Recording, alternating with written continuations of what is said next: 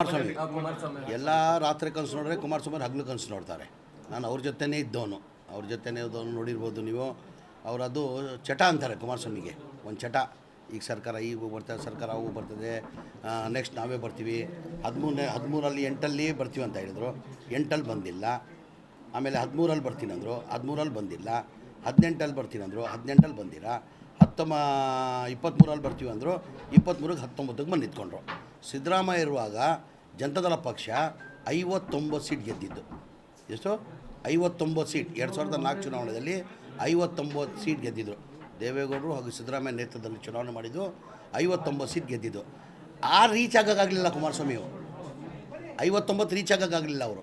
ನೋಡಿ, 59 ಇದ್ದಿದ್ದು 2008ಅಲ್ಲಿ, 2013ರಲ್ಲಿ 40ಕ್ಕೆ ಬಂದರು. ಇಲ್ಲ, 28ಕ್ಕೆ ಬಂದರು. 28ಕ್ಕೆ ಬಂದರು.